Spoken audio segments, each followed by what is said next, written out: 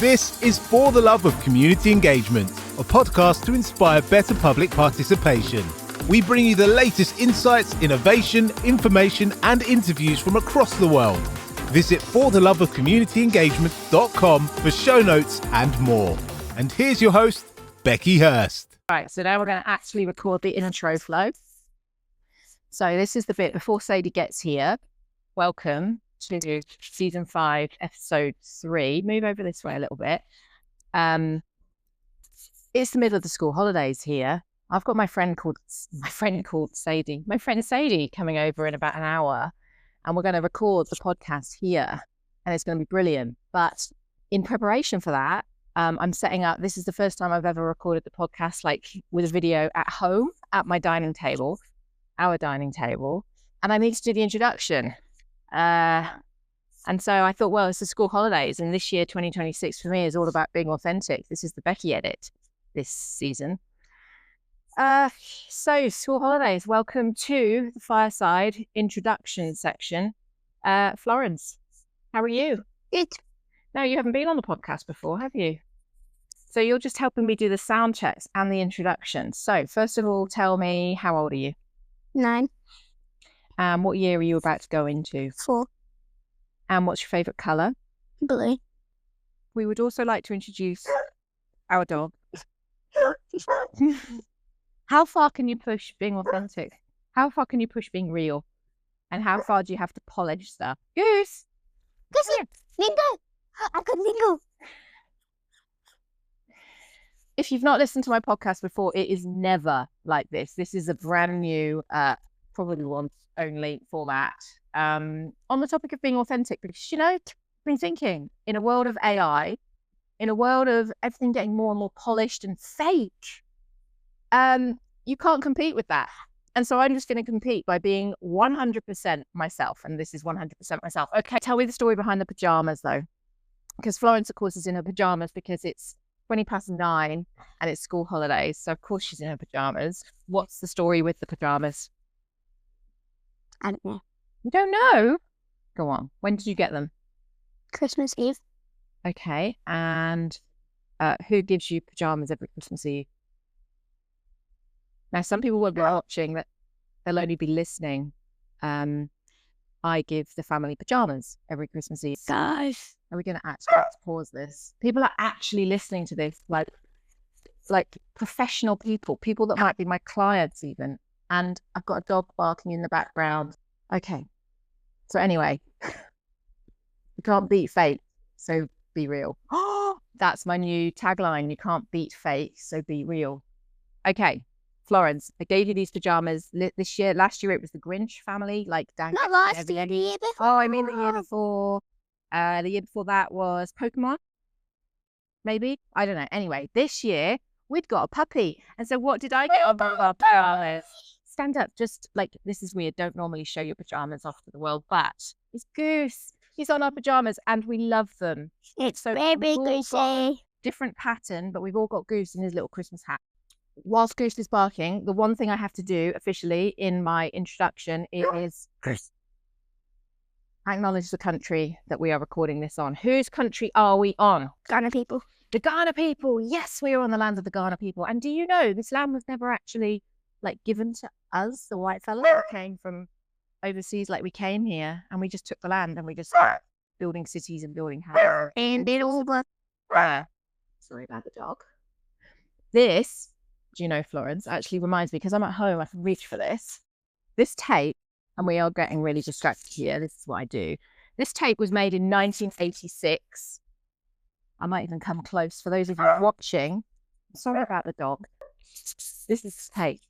And it says R8 and December 30th, 1986. And it's called Why Don't We? And on this tape, I'm going to have to now get a tape player and record it, because I keep saying it. It's like a little radio show of me and Laura. I would have been 8 recording this, and I kept saying, sorry about that. Sorry about that. I really did.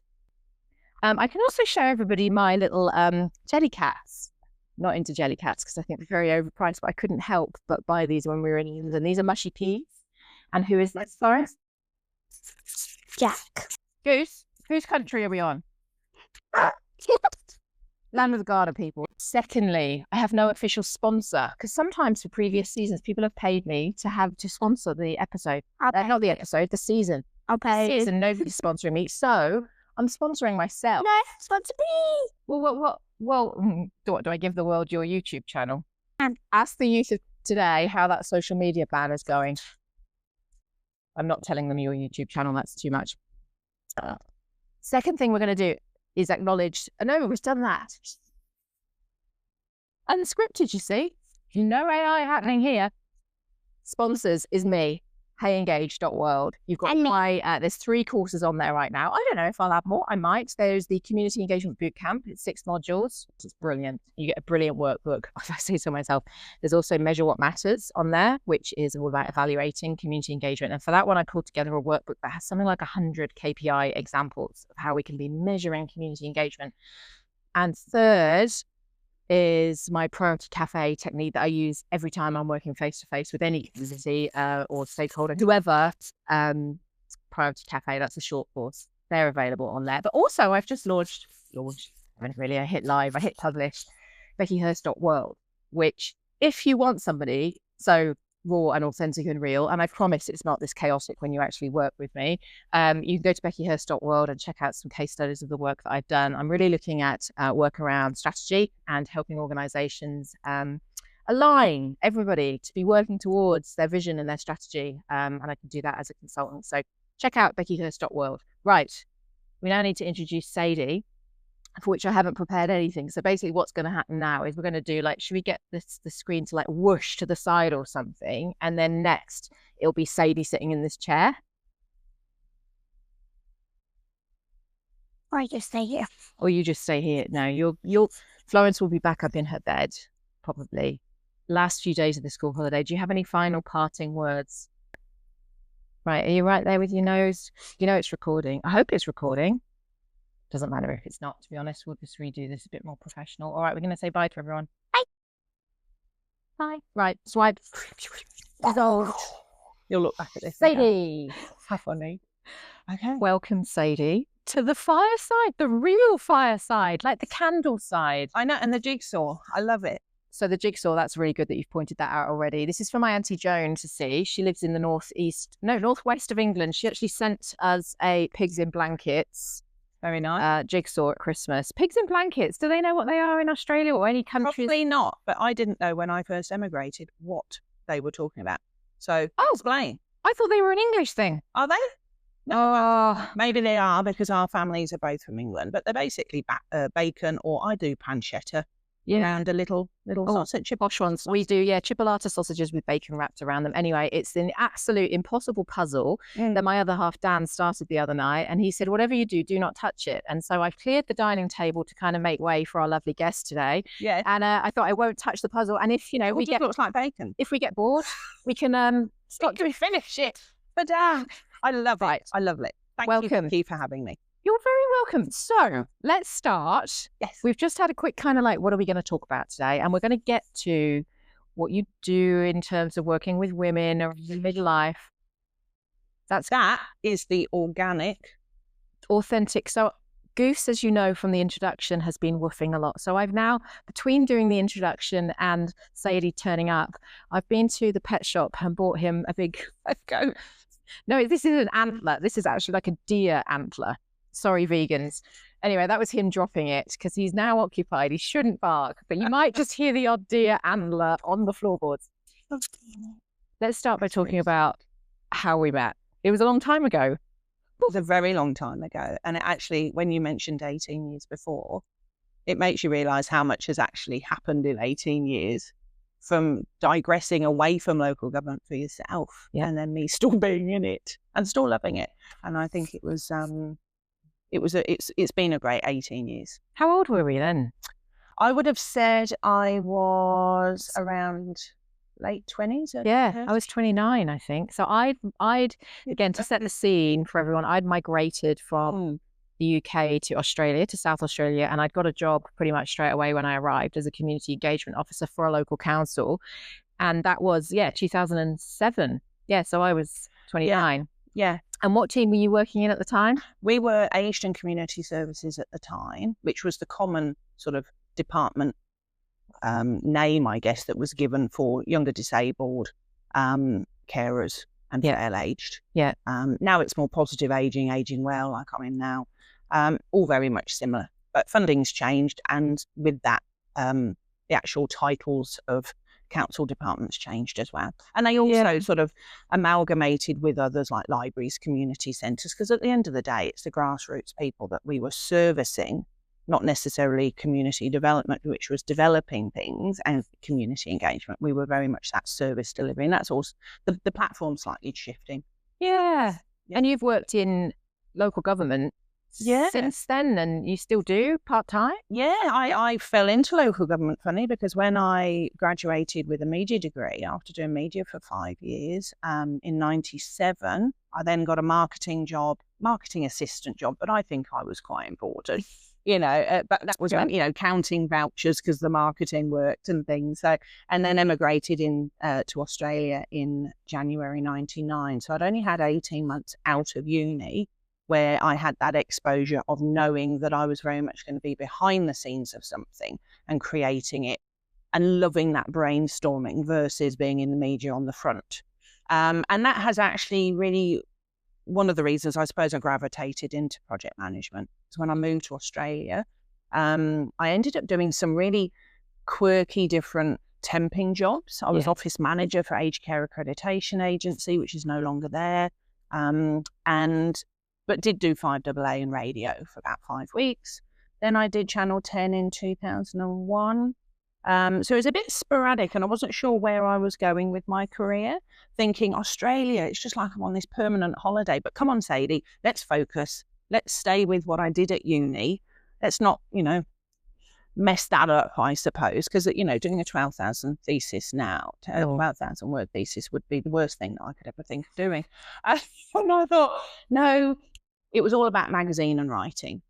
And it was interesting. I fell into local government in 2001 because I was working for the temp agency that had given me all of those other work. And they said, we need a receptionist. And you got the flair. And I said, oh, thank you. And I thought, I know why I want to take this offer, because I was then going to be there listening to all of those new assignments. And it became, one of the local councils. And not knowing what the city of West Torrens was, coming from England, we're county councils, we're, local councils, but not city of. And it's been my 25-year career now, and I've loved every minute of it. Yeah, so it's been interesting. I've been team leaders, I've been coordinators, I've had little teams, I've had big teams, I've been, acting manager, all within that space. And I think what it's given me is the exposure of how local government works, and how over 8 councils now, they're all similar but different. Yeah. And you're right. I made that departure from working in local government at that point. And people need to read my book for that story, because the story's in there about that short burst of local government when I arrived in Australia. And then did we connect at the time? Like, did we? Yeah, City of Charleston. That was my second council. Yeah. So I was one of the leads in the Asian Community Services team. I remember where your desk was. And I went, oh, someone else from the UK. There's this affinity of somebody's staff. And that's going, you already know them. And that's one of the things I think is interesting when you migrate to another country, isn't it? You do gravitate towards other people that get it. And even now, 18 years on, we still have that connection of talking now. Our parents are now 18 years older than they were then, for example, and we're talking all about their things. And of course, we are in very different life places, aren't we, since then? So we must have connected then. But then I left, and you kind of did your thing and kept working through local government, and then we didn't see each other for quite I think many years away, didn't they? The life admin of gorgeous families. How old are your girls? Well, this makes me feel quite tired on Friday morning, actually, thinking that I've got a 21-year-old in September, so 20 and a half, and then a near 17-year-old in April. So that seems quite right, though, because I've been here 27 years now. Yeah. And then when I think of that really does scare me. But nearly touched the mic. Authentic. Sorry if you missed a word. Is I came out here as a 23-year-old, fresh out of uni from a year and a half, to Australia, like the furthest place away from home, saying, bye, village friends, see you, uni ones. Having kept most of those as friendships, thank goodness for technology. Friends reunited or something back then. There was no Zoom, there was no Skype even. So when I think 27 years ago and then having a family, being married for 7 years before having a child, which was very interesting because both my parents and Dale's parents were actually married around the same time. I think his parents were married like nearly 9 years. So that was because we were going back, or I was going back from the UK for weddings, funerals and things like that. And then just one day I was nearly hitting 30 and said, if we're going to have a family, hey, I'm getting a bit achy, let's start. And Sophie was the beautiful surprise. And then 3.5 years later, it was actually a guy that we were working with at Charles Sturt called Wayne, I think he was called. And he said, come on, when are you going to give Sophie a sibling? And I'm like, I don't know if I want another one. And she was another lovely, not surprise, planned, but yeah. So do we thank Wayne for that? We thank Wayne. If Wayne is listening to this podcast, thank you, Wayne. He was in workhouse safety from my recollection. 27 years is a long time. And I think when you've had a family for 20 plus. I hope that dog's not getting in the camera. If there's a dog appearing, there's a dog. And he needs to get down. He is absolutely beautiful. And the entrance for me coming here this morning was just amazing. I've never been feel so wanted. It was great. You can't beat a 6-month-old huge puppy for that. So let's fast forward a bit. So then we've reconnected in the last couple of years under not great circumstances. No, but how wonderful to have a crisis in your life to bring us back together again, because I think we don't go anywhere. I think our lives just pivot. Yeah. Not totally. Yeah. But they just go, and you've been doing business. I've been doing local government. I've been setting up my own company, business. And I think, yes. Yeah. Do you want to declare the connection? Well, yeah, we'll declare it. Although I've said to Sadie, this episode isn't going to focus on breast cancer, but it's going to touch on it. So I saw you had a breast cancer diagnosis. What year was that? 6 years ago. 6 years ago. Just before we went into COVID. And of course, I saw that happen on social media, and I probably did all the things like people do, commented or sent you a message or whatever. But I was quite, I didn't. I think when you're not in that world, you're not in it. And then, of course, you probably saw my announcement when I was diagnosed. I did a big, it's my 46th birthday. And I got diagnosed with breast cancer. And so the breast cancer, we don't call it a journey, do we? Or do we call it a journey? I don't know. We've done very many podcast episodes since, which I love WhatsApp for. So just the in-joke. Podcast is a voice memo. I do a few podcasts with people. Yeah, love it. I think it's great. Yeah, it is good. So 6 years ago, breast cancer, we reconnected. I think what's nice about that, even though we never want someone else to experience what we've experienced, I think being level-headed anyway in our personalities and the careers that we've had. Somebody said to me, Sadie, you are just going to blow this out of the water. You're a project manager by trade. You're going to have milestones. You're going to have key milestones. You're going to have KPIs. You're going to have the goal. You won't know what the outcome or your methodology is going to be. And once I heard that, I went, thank you. And Katrina, if you are watching this is because of you. Is that set me up to go, okay, I never dissed the fact that I was scared. But I wasn't that scared. I was more challenged by the fact that I haven't got time for this. Yeah. I've got my family. I didn't really worry about telling them. Yeah. I just sat down once we had the final diagnosis. Yes, I was more worried about the appointment, not being told what it was. I was more about the unknown. For me was very much in that internal feeling. And once they told Dale and I, yes, look, you've got the grassroots hormone receptive ER/PR positive, HER negative. This is treatable. Really, thank you. Going to lose my boob. That's fine. You're going to be on medication for 10 years. If you can't hack it, you can get to 5 and go back. I said, look, I'll be on it for the rest of my life because I don't really want this again. I'll take what I get from that and I'll deal with it every step of the way. And that's what I did all the way through the 8 surgeries with my reconstruction because I chose that journey for me.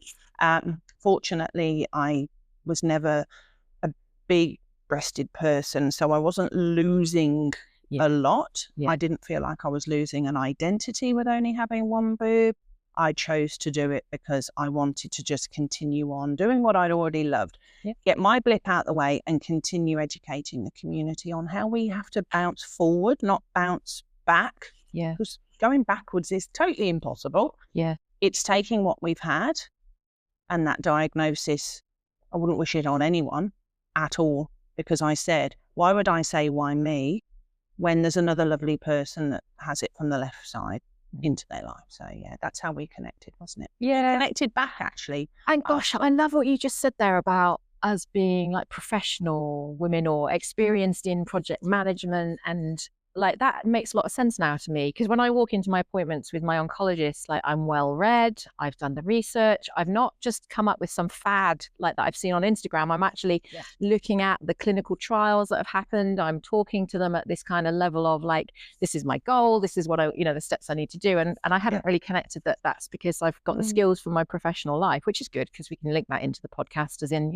professional women do approach things in a certain way, don't they? We do. And I think we were talking about it just before we went on live, is that the one thing for me that I think I've mentored my teams, and now I'm not a team leader at all. I made that choice in 2018, which was a year and a half, because it was December 2018. I chose to leave the council that I'd been at for 8 years.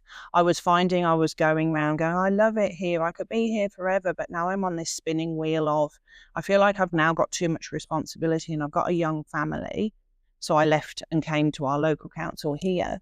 And it was a real turning point for me to realise that if we're going to look at our own health and wellbeing, having, facilitated wellbeing and resilience workshops many times a year from 2014, I'd done that for 4 years by then, and then ran a Wise Move program, which was based on walking, but also it was the movement of get out of the house, get out in the fresh air. And those were working women turning 50. There was one lady, for example, that was turning 50. And the one thing that she wanted to do was lose the weight. Yeah. So even back then, I was talking about self-responsibility, self-awareness. So now it's about awareness, acknowledgement, and acceptance. And they're my 3 buzzwords now throughout my workshops as a health coach and through my local government, because I'm still in there 3 days a week. Yeah. But that leadership style of working drifted for me. It was like, there was just like, poof.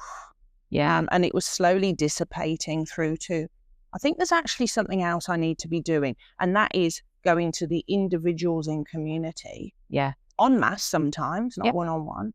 And going, we need to be responsible for our own actions, but also our own health, because both of them are very linked together. So this has brought us bang up to now, which is talking about the work that you do as a health coach. Oh, yes. Which is so that's part of me too. Yeah.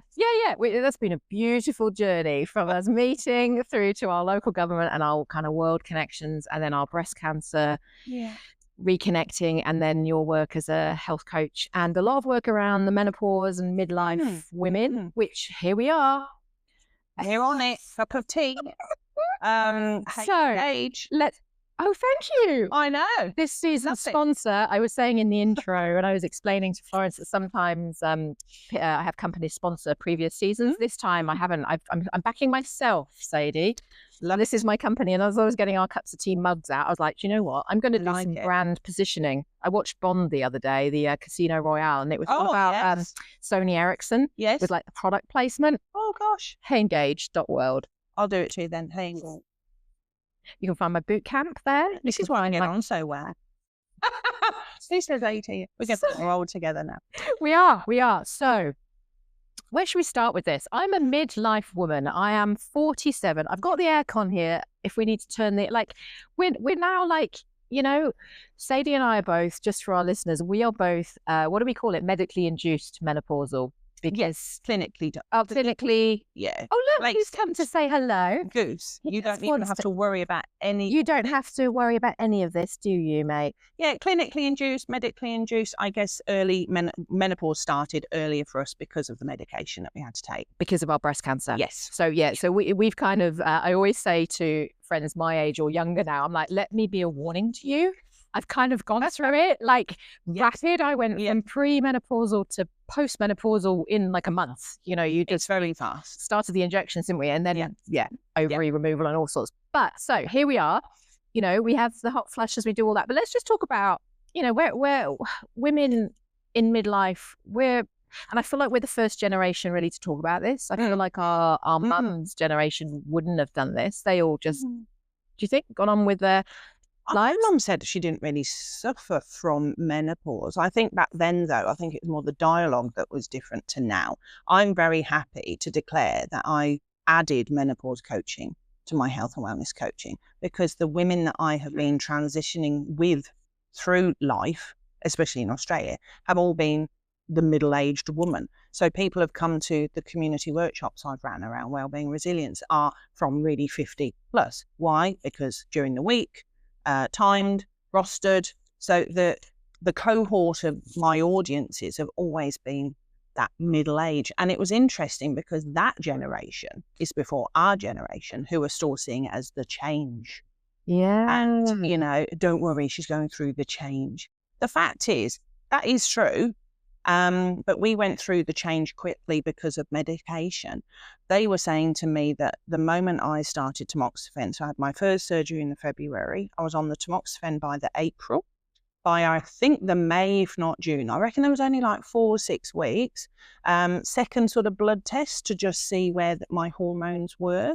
I was postmenopausal. And my question was, okay, so there's a little bit I don't know. Actually, there's quite a lot about menopause because I wasn't even thinking about it. It was just words. So the dialogue for me was menopause. So what does that mean? How long am I going to be on menopause? The oncologist sweetly said, for as long as you were going to naturally be anyway.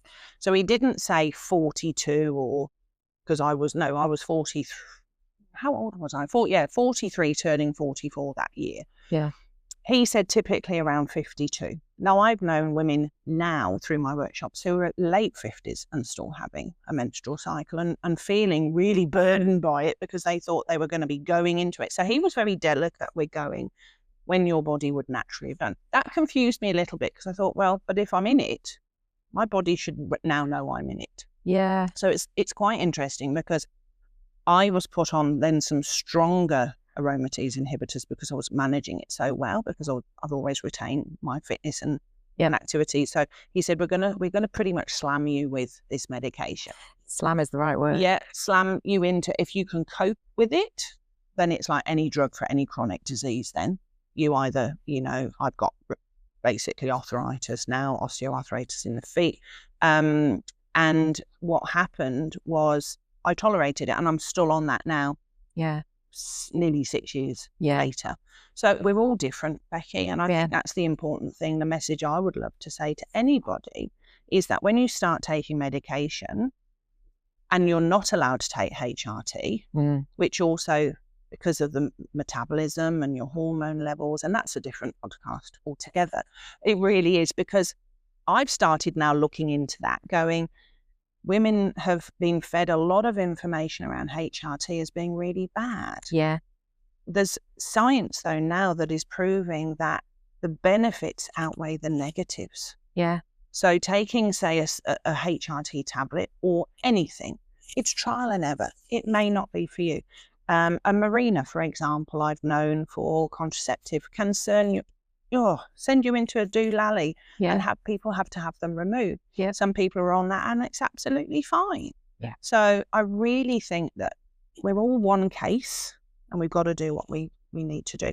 And I think the Zoladex injection, which you're not having now, we both got rid of our ovaries. We did. Which was a decision I made because I didn't want to have those there if they were already kaput. Why am I feeding these? Because again, outweighing the benefits and the deficits, and seeing that particular medication had a few other possibilities like seizures and raised blood pressure. And it did raise my blood pressure, so I'm on high blood pressure tablets. But I think the key with being a health coach as well is I'm a bit of a guinea pig to know what I can handle doesn't necessarily mean what you can handle. And I think that's been my biggest, there's been a lot of lessons for the last couple of years, but when you go into that medical world and the cancer world, and probably any situation, no one person who's been diagnosed with breast cancer, you and I are pretty similar in similar diagnosis, similar treatment, but we're still different. There's still different things, and I'm getting all the side effects from that, but you had that. And it's just like there is no single case, even though it's 1 in 7 women are diagnosed with breast cancer.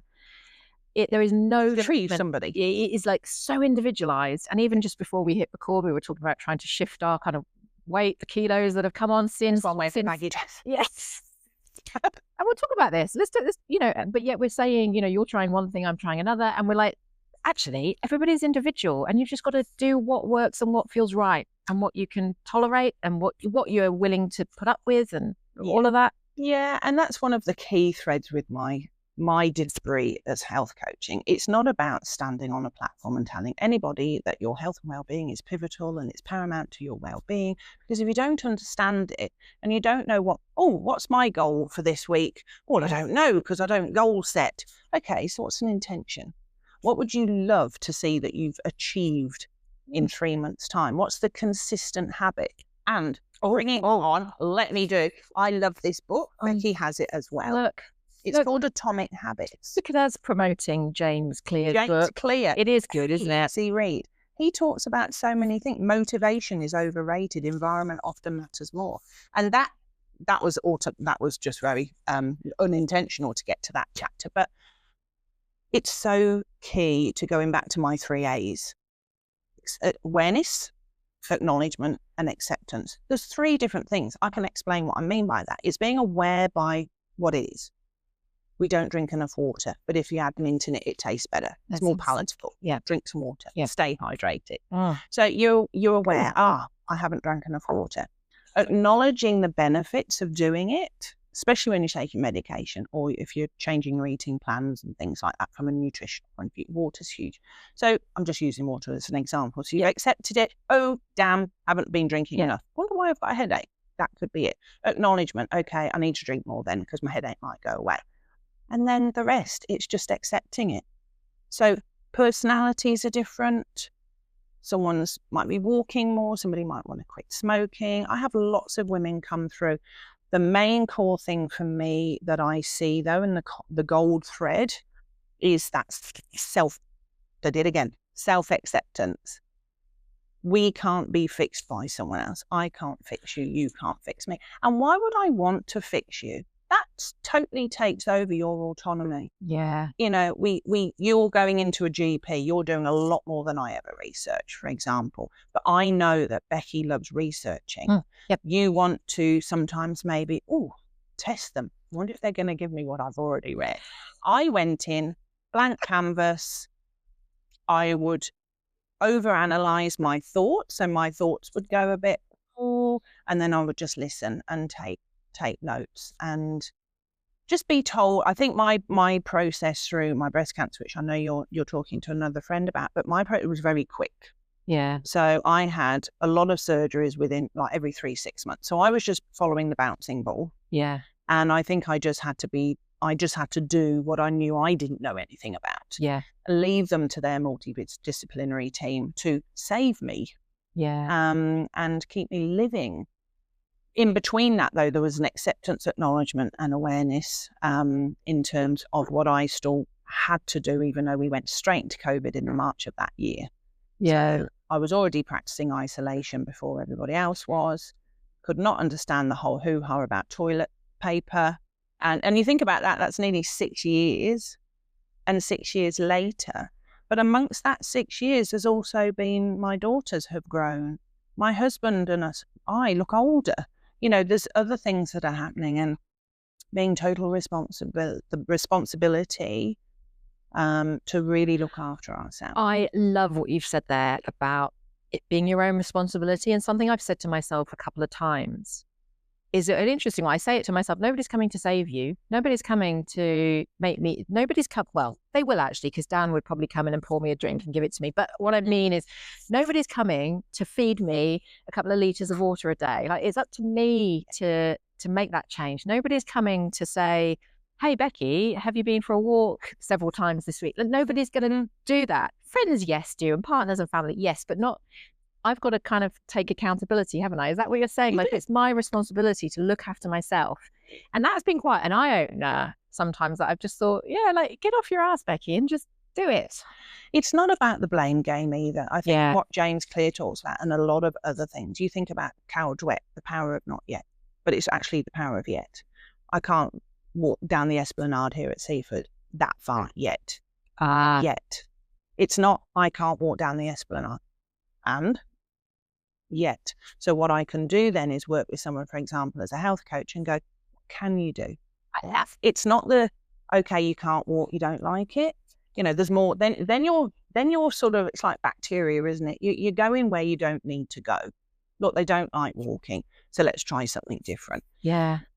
Again, acceptability as well, in terms of accepting what we can't do. Maybe our dresses fit differently now. Maybe we've had to adapt things. But I always also come back to the thought, emotion and mood as well, because again, other women, especially us who are busy, we're working, we're also business owners. Yeah. And you're still doing life. Yeah. For example, on that topic, I sat on my egg chair at home at Christmas, giving myself the intentional break, and then realizing this is what it feels like to be totally feeling relaxed, not having anything to do. Yes, it was Christmas. Yes, the vibe was, I don't have to get up and work today. I don't have to drive in the city. I don't have to get stuck down Goodwood Road. All of those pre-morning worries.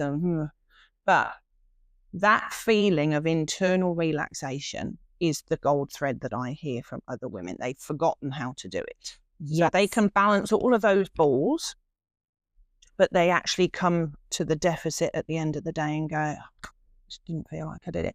So we do have to take responsibility. This is actually why I got this, another product placement or a ring. I love this. Yes. And this is because I don't stop. And I know you've got a book recommendation. I do not stop. I actually, as part of my breast cancer midlife thing, I got my ADHD diagnosis as well, which has helped me realize I'm just like, oh, this, oh, that, and never do exactly what you're saying. I do now. Yep. Trying to. And because this tracks my restorative time. And that's the reason I didn't get a ring to track me to make sure I'm exercising or on the go or whatever. I'm doing it to make sure I actually get my heart rate slowed and stop. Yeah. And so many women, everything. Does it? My heart rate, and it tracks my sleep, of course. Everything does that. But it's mostly my restorative time. So it tells me if I'm stressed, if I'm engaged, if I'm relaxed, and if I'm restorative. And I find it so hard to get into the restorative zone. I really do have to not get up on a Sunday morning and watch a film in bed. That is 2 hours of restorative. So that's what I do now. There you go. Sweet Home Alabama has to be on that list. Oh, that was my go-to. I've never even seen it. Yes, we all need a Josh Lucas. I think I watched it about 10 times. I hope that people can't hear this dog chewing the antler horn. I told you, I warned. I will. It's on the floorboard. It is. I hope the background button, remove background. I might just move him. Hang on, pause. Let's just. I'm not editing this out. Excuse me. Do we have that? While Becky's talking about the antler, you do your bit. Those that are watching, not book recommending, but I think it's always nice when you've know somebody that's read something that really did resonate with me. And I'd heard about this book called The Rushing Women Syndrome by Dr. Libby Weaver. It's an easy read. The reason why I like it is because it's easy read. For example, hormonal havoc, the mother gland, and the stress and sex hormone relationship, silent stress. Not all of us are drama queens who are running around flailing their arms screaming, I'm so stressed, I'm so stressed. Some of us are incredibly private and keep things under such a tight wrap, which, it was good. There's an audio version of it as well. I love that. And that's a book you recommended to me, and it's on my list to get. I, again, having ADHD means I've got a lot of books that I haven't read. So I've got to sort of slow myself down, but that's on it. And I was also, just whilst we're mentioning books, look here. Oh, look. I've read one. It's called Serenity and Sunflowers Just Be. And it's by Sadie. I wrote that. I did read it a lot of times. That was during my COVID and 2021. So it was about 18 months after diagnosis, and obviously before surgeries by then. My daughter had to come home, and she She came home from school and said she had to write a memoir for school about somebody significant in our family. I don't know. And then I went, great, your great Uncle Stan, because he was my uncle. He was my great uncle, so it was great then, wasn't it? Oh. He was a nurse at one of the first open heart surgeries in the UK. Get on the phone to Grampy. So she rang my dad, got some information, got some facts about Uncle Stan. And then she said, well, you could write a book, Mum. And I said, I've always wanted to write something, but I don't know about a book. Like, it's not going to be an Amazon bestseller like this. Trust me, it's just marketing. It's just words. It's marketing. But yes, go. But what I would like to do then is write a book that's like a resource that can sit on someone's lounge table and it's just picked up. There you go, just like back page. Yeah, the front and back page are meant to be so that when you put it on the table, when you open it up, which I know a lot of people. So if you do it, you can demo. Oh, sorry. Up in the middle, and you can put it down the other way. Oh, sorry. Oh, like that. Oh, is there? Oh, that's the marketing background. So I wrote it, and I knew then. I said, but she said, Mum, you do have something to write now. And I said, what do you mean? She said, well, you're breast cancer. Why don't you just help other women? And I didn't want it to be a survivorship book. I wanted it to be a memoir about the village girl that suddenly learnt the art of just being. I'd already got Serenity and Sunflowers as an Instagram page, more just for friends and family. We will go through COVID. Don't forget to, eat well and be well. And some days I did some Instagram video. I've deleted them all now, about just being you. And then that's what happened. Yeah. I wanted it to be Serenity and Sunflowers, just be. And I thought that a lot when I'm, out and about doing things. It's that just being. Yeah. Is so important. A friend and I, Jerry, have you ever met my old mate Jerry? Shout out to Jerry. Yep. He's had his own health struggles over the last couple of years, but we talked about we're not human doings, are we? We're human beings. So just be. Absolutely. Well, that's what that was. Yeah. So 5 simple thoughts to inspire you to live your own life with grace and zest. That's completely you. So well done doing that. That has now. There was my.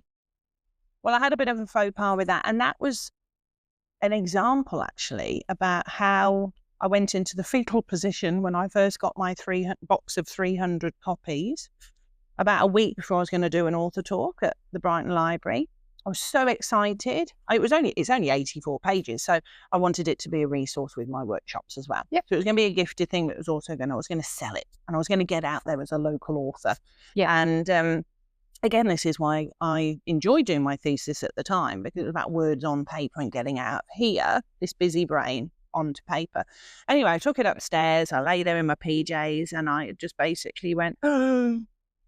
After the proof was perfect, the word A-R-E, front page, introduction, we are disconnecting, which is what it was meant to say, said we disconnecting. I knew straight away. It was just this pinnacle moment. Oh, I feel sick. I went downstairs and I went, there's an error in it. What do you mean there's an error in it?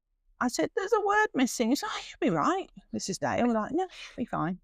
The Aussie, you'll be right. And man, I'm not. Oh. I'm not okay. I've got 300 copies and there's an error. How many are there?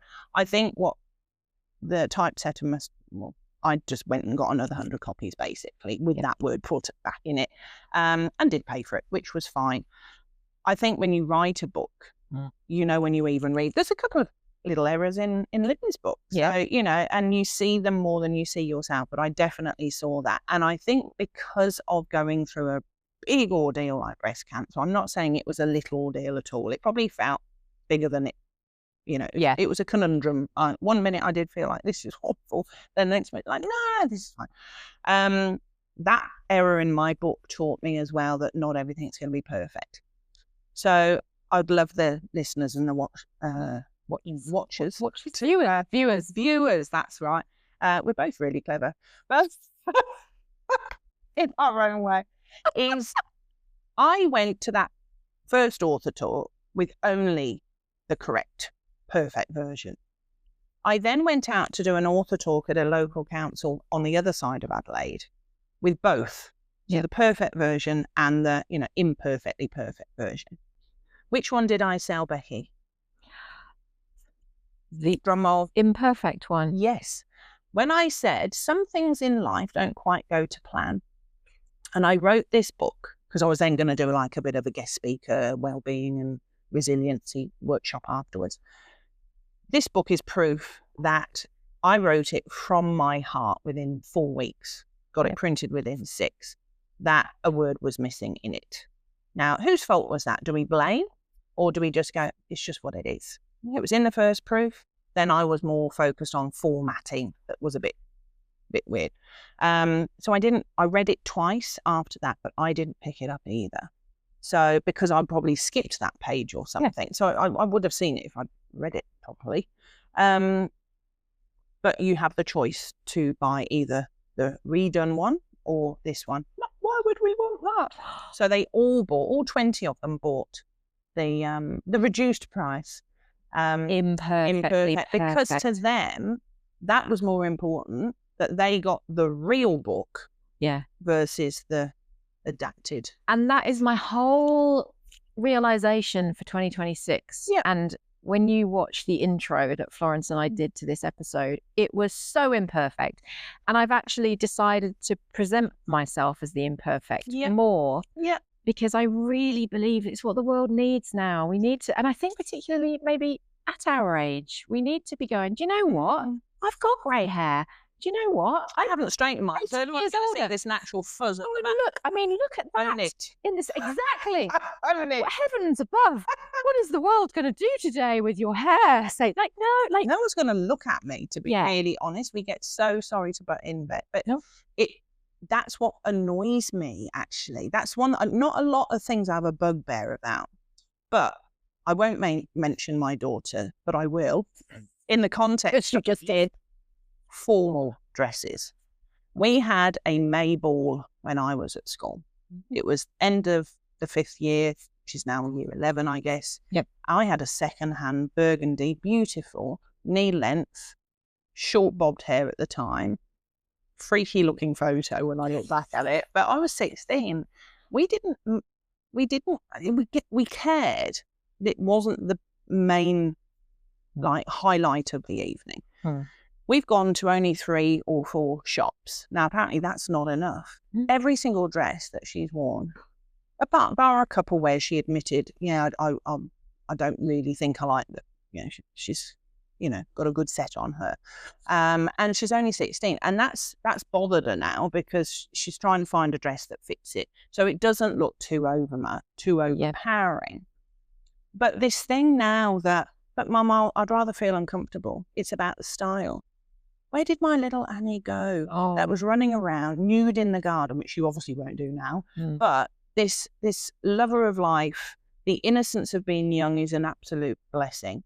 But I think when you see it, because of my brain going, it's social media. She thinks she knows, even though she says it's not about everybody else. It's about what I feel I want to look like on that night. I've then subtly had to say, this is a comedy of errors. Yeah. Because I want you to love what you're wearing, but I also want you to wear it because you want to wear it.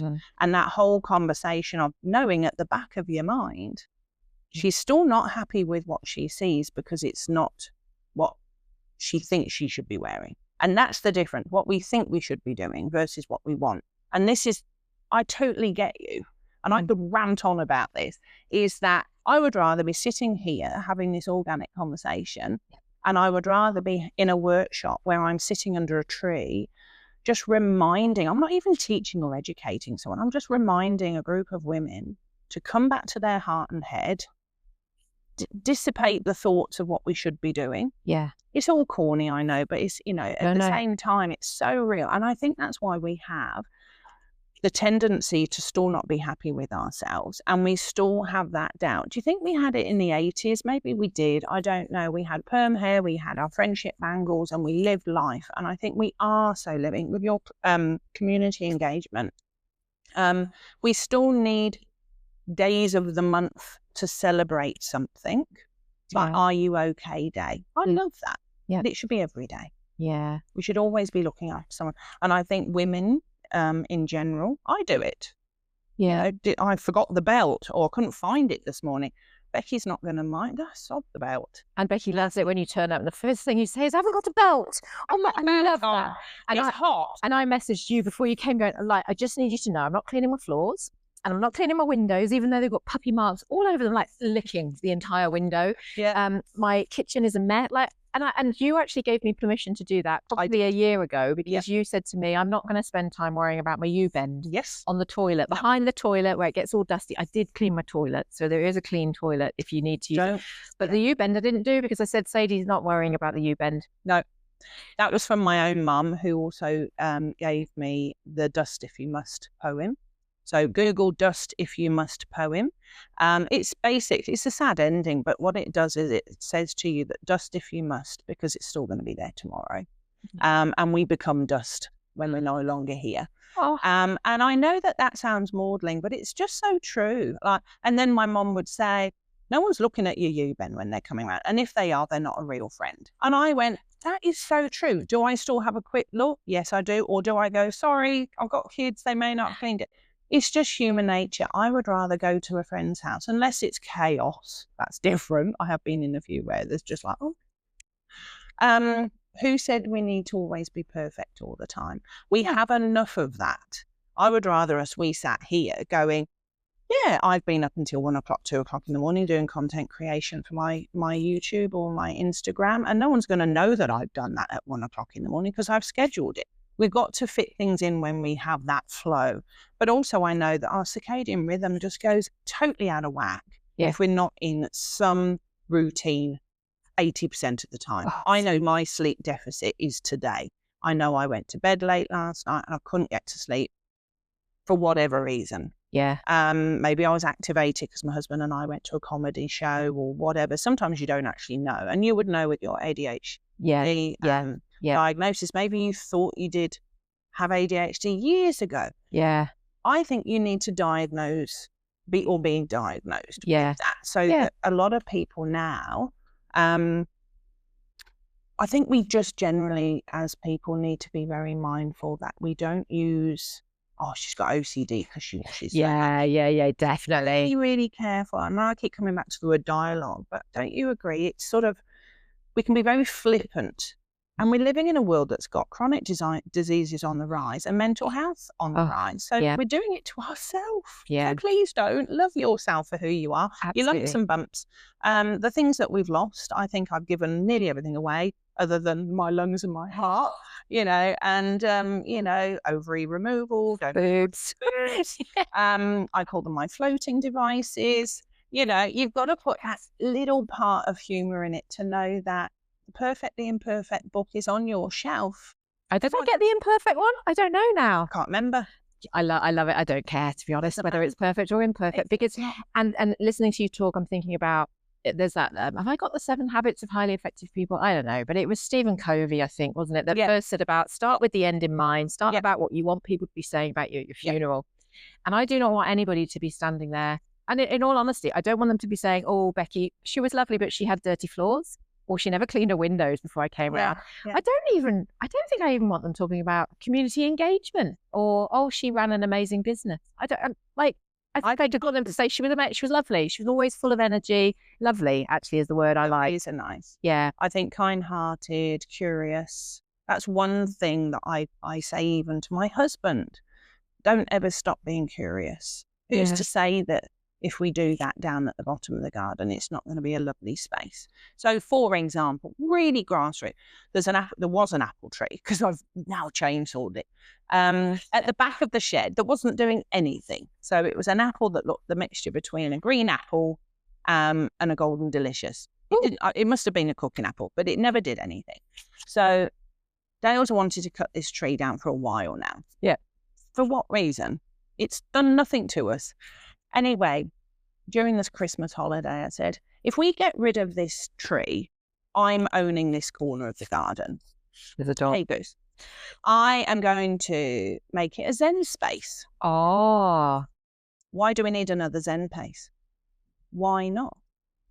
That's the thing. So I think it's being remembered to be yeah, we might be highly active. I do dragon boat racing now, mainly for lymphedema, but because I'd also wanted, I haven't got lymphedema, it's a preventative thing for me.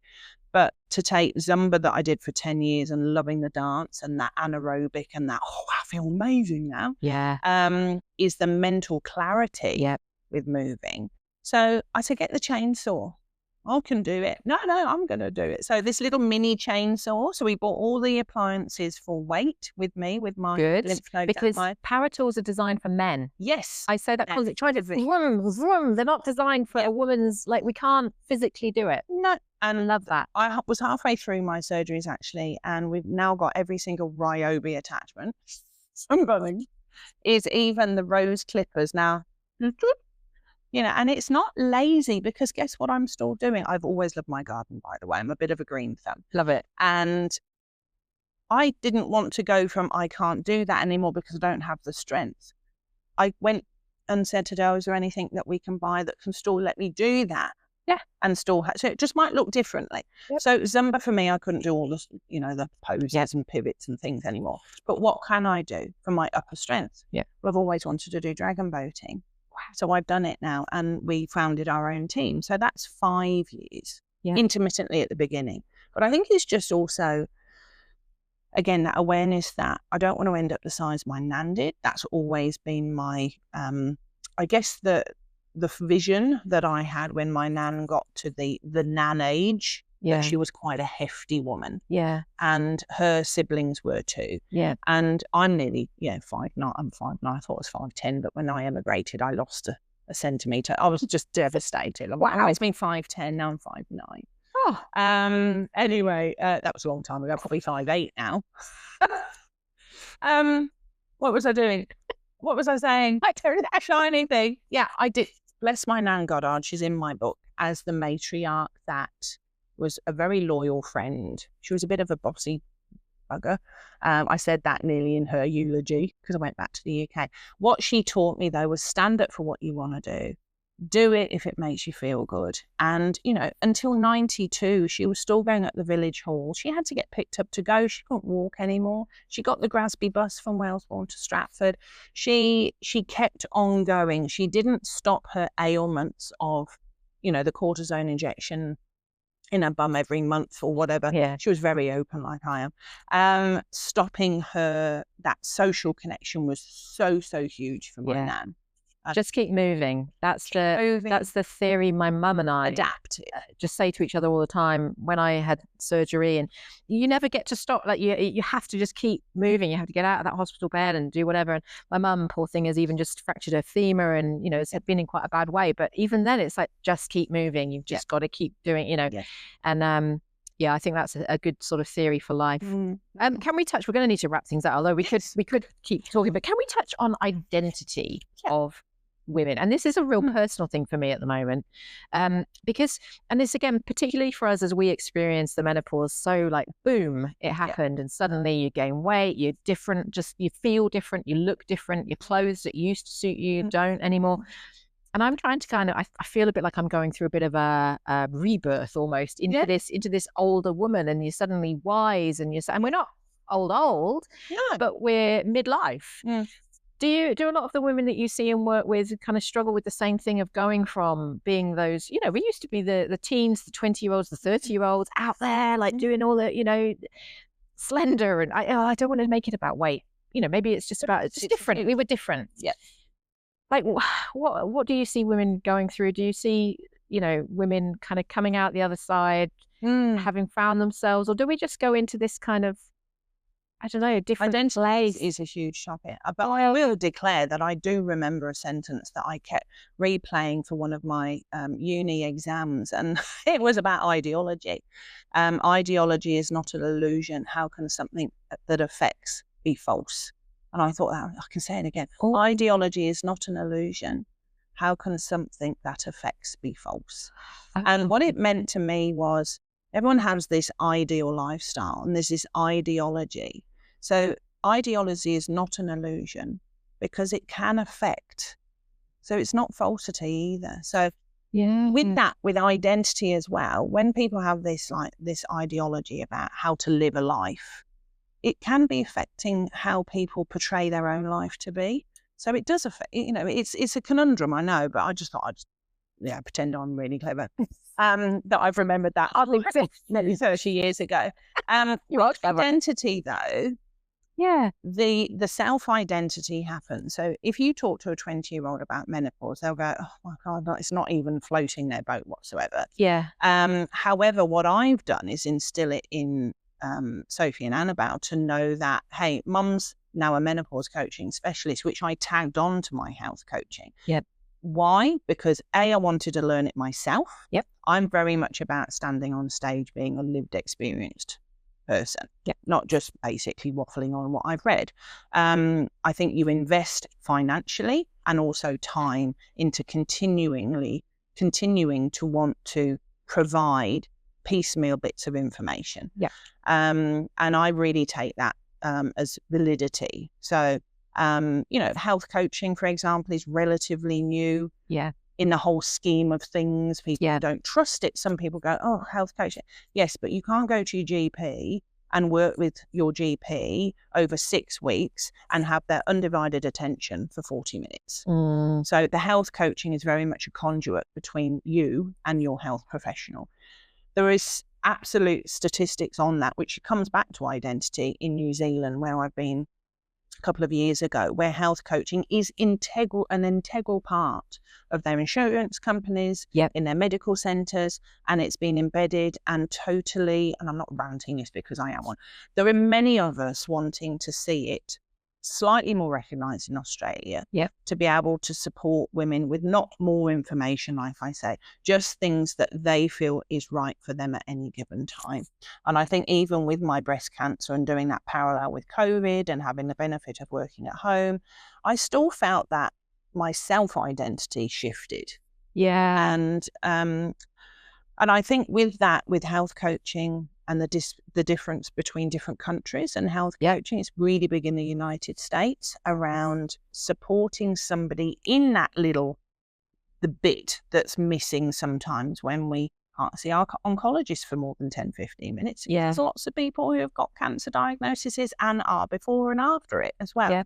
Is self-identity, you can be very, very close to losing it. I think when you're overwhelmed, I think sleep deprivation, feeling overwhelmed and stressed, the Rushing Women Syndrome book was great for reminding even me that we're so governed by other things and other time restraints, that whose identity do we have now?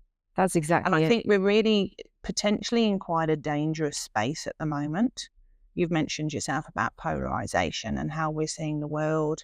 And I think it's huge as to whether you're running a workshop yourself with local government or a politician or grassroots, a group in Kapunda. You're still going to find people that are going, oh, well, if you do it, I'll do it that way too. Or maybe that worked for you and maybe, look, it's all about sharing. But I think let's just keep that self-identity. And as a midlife woman, guess what? We were going to be going through this anyway. This has not just popped up as the latest quinoa. No. All of our generations beforehand went through menopause. Even when we look at gender, transgender, if someone's still got their ovaries and, without having a hysterectomy, they will be then forced in early menopause like we were because of medication. So anyone with ovaries is going to have menopause. 75% of women breeze through it. 25%. I think those stats are around the right way. I should know. Early morning. But there is, there's a clock above us. So people do know it's not early. It's 11:45 time. But what I'm getting at is that we know in certain parts of our life there is going to be something different. We may get more stubble like I did. So early 40s, I thought, here we go. I'm a bit in perimenopause. I didn't even know what perimenopause was then. I think generations I'm not saying feel sorry for, but they just didn't have the information that we have now about how to navigate it, how to accept it and be aware of, well, I don't have the achy bones yet, but I may. It's like a recurrence of breast cancer or any type of disease that can have a recurrence is if we worry about that happening, just think about the time we've spent worrying about something that may never actually happen. Yeah. And that was a podcast I listened to from Breast Cancer Now. Oh, yeah. Which is UK based. Yep. And that jolted me into going, hey, I'm still Sadie, identity. I know who I am. I never was a chatterbox when I was younger. I was bullied at school for being shy and not saying anything. I would rather leave this planet going, gosh, this is the only time she stopped talking, and having made a difference. Because again, we excuse ourselves for being who we are. Yeah. You either like me or you don't. I either resonate with you or you don't. You're going to present a conference, or if they like you or they're not quite sure, maybe we need a more low key, there's always going to be reason, but please don't ever forget who you are. I love that. And I think, we're in that sandwich time. We've got children, we've got aging parents, we've got work, we've got businesses, we've got just everything going on around us. Yeah. And it takes maybe something like what we've been through in recent years to jolt you and go, who am I? Who actually am I? And I think it's fascinating to I think that's good advice as well. Don't forget who you are at any time. Anytime. Yeah. I've got a friend who would say she's a crone now, but she feels more wiser now, even though she's got, what she says, less in front of her than she does behind her. Yeah. But she's going to make every day count. She's gone through depression in early years, through X, Y, and Z, and has now got to the age of, well, I'm still who I am. Yeah. Midlife is, typically 40 to 62. The fact is, postmenopausal is with you for the rest of your life. So technically, fortunately, anyone that's watching, we are in menopause half our life, is the way I look at it. Yeah. Because we're either in peri or we're post, or the menopause is only one day. It's only saying that you haven't had a menstrual cycle for now a year. Yeah. And that's the menopause. But really, common language is it's all sort of menopause. But you've still got that peri. And I think the peri stage is where you're going to see women in the workforce still leave. There's a high density of women leaving the workforce, again, for many reasons. Tiredness, not feeling they're adequate, forgetting meetings. Yeah. Sorry, only tell me one thing at any given time because I'll forget. Using notes. But then again, use the strategies. Yeah. Technology is great. Yeah. You don't even have to declare that you've forgotten about it. You can just say there's a bit of a techno error. Yeah. Write notes. I don't know why people go, once you start writing things down, that might mean the onset of dementia. I've seen residents throughout my career who have got that, but are still able to use technology and write things down and not let that berate the fact that they still deserve to live it, breathe in and out. And that's probably a good topic, actually, Becky, in terms of women leaving the workplace during, I guess, this stage. Yeah. Please consider that in terms of not leaving, having, conversations with leadership teams, being honest. And that's where I worry about women. We've got to wrap things up. It's where I worry, though, that women leave the workplace or they leave community, like in terms of we become, and people will laugh at me saying it, but I really do. Sometimes you feel invisible because I'm not able to go to networking things in the city at 3 p.m. because I'm doing school pickups, and I'm not able to do such and such because I'm going to the UK to see my parents, or you just become this sort of person and you're not seen in society almost. And I worry about even things like, having facilitated, and you'd see the same, having been in so many community settings. It's always the men that speak up first when I'm facilitating. Women will think differently and kind of process thoughts differently and take a bit longer to actually then put their hand up and say what they want to say. But more so, we're not even seeing women in these spaces necessarily. So I think we're the kind of revolutionary generation and that we're talking about this stuff. But I reckon generations before maybe just, left the workplace, like you say, went into the homemaking roles, which is so critical and important as well. But yeah, I think it's going to be interesting, and it's going to be interesting to see us in another 18 years and what we're talking about once we're in. I know. Can you imagine more grey hairs? That's a really good way to wrap it up, because I think in terms of we're all going to go through midlife, we're all going to go through menopause if we've got ovaries. We may go through early like us, and we may age quicker. There are certain things I never thought I would have now, having turned 50. I wish it was 40. 50 last year. So what am I meant to feel at 50? Yeah. Like that 40 was over the hill. Now 50 is the new 40. But the fact is, No, 60 is the new 40. My friend Lisa just turned it yesterday. Yeah. She said it's 60 is the new 40. It's not going to get rid of the aches and pains that I even walk with in the morning. I feel like a duck going to the bed, going to the toilet, assuming that that is only, connotation of being an old woman. But I would love to finish with a lady that I knew at Holdfast Bay Council, where I was for 8 years.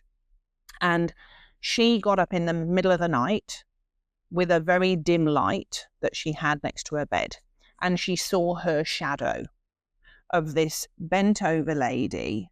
And she instantly realized that was her mum.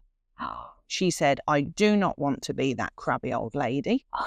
So I know a toilet break in the middle of the night made her realize that at 80, she wanted to still keep on ticking. And it's that one shadow of her, but she said, I just saw my old crabby old mum, that she participated in the Collie Reserve little walk back and forward, back and forward. She did it for 4 weeks. She ended up standing up straight. So her whole persona changed, her whole mental clarity changed as an 80-year-old. And she ended up actually being one of our guest speakers, talking about how our brain grows new shoots, but we've got to put the information in it. Yeah.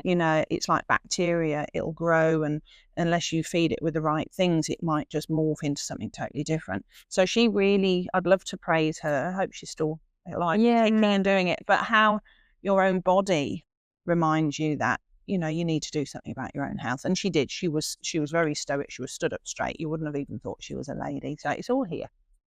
Oh, I'm blown. I'm like, yeah. I'm not going to keep going because otherwise, no, we're not. I've got two things which I haven't briefed you on at all. Number one, how can people follow you, find you, like particularly the health coaching? I think I want to advocate for that because I've had a bit, not with you, but I had an exercise physiologist, Megan, actually. I'm connected to her on LinkedIn now. Used to come, I got her through my health insurance, like my income protection. Anybody that's self-employed, get yourself income protection insurance because if something happens, you need that. And Megan came to me through that as like a freebie. It was brilliant. I got, I don't know, 6 sessions, and she used to come and walk with me, and we'd walk and talk. And exactly what you're saying, you don't get that level of conversation and guidance from a GP appointment. I mean, we're very lucky here in Australia. I have a fantastic GP, but you don't get that level of commitment. So definitely check out Sadie to have your health coach. So how can people find you? www.sadiejwellnesscoaching.com.au. What I've done with my Serenity and Sunflowers, which is I also do massage for relaxation. So I dovetail that with my coaching sessions. So I do one-on-one workshops, events, retreats now as well. And I've just morphed it all into one website. So you can just go on there and you can look at my health coaching, my group workshops, my one-on-one stuff. Always still doing my one-on-one coaching. And if you're in Adelaide, you can come and have a massage/coaching session with me, which has been amazing. I know the dentist that does dentist and coaching session, hour and a half. You go to the dentist and, they talk about your hygiene and why that's there. And then it works out you're eating too much sugar. Why are you eating sugar? I'm stressed. So it's actually, I love the coaching part of my life. I would change it for the world. Right. Second question, which I haven't warned you for. I ask every guest for a song. Now, I used to end my episodes because they were all on Spotify only, and it used to let me put the song at the end. It doesn't do that anymore. So, but I still now do it because if people are listening back to my old episodes, I used to always play the song.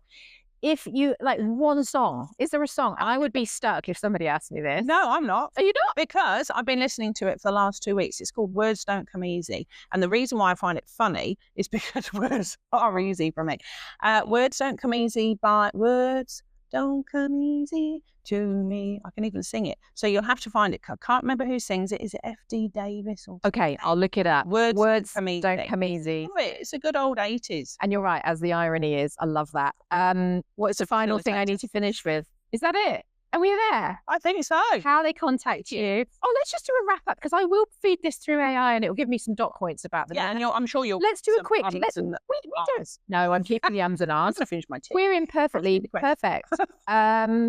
And the dog is now asleep. He's asleep. It's like my golden retriever. Quick summary. Just be. Yeah. Take that time. What else? Don't know your Acknowledge identity. aware. Accept. Well, it's the other way around. No, do it the right way around. Being aware, acknowledge and accept. Love that. Should we leave that as the final thing? I think so. 3 A's. And don't clean your U-bend. Don't phrase clean your coming around. And read dust if you must, because it will be there tomorrow. Only dust if you must. All right. Thank you, Sadie. Do we hit stop? I hope that recorded. Do we hit stop now? Let's hit stop now. That's the end. Bye. Bye. See ya. I love it. That was so cool. Can we do it? I'm keeping this bit in even. It recorded. An hour 7.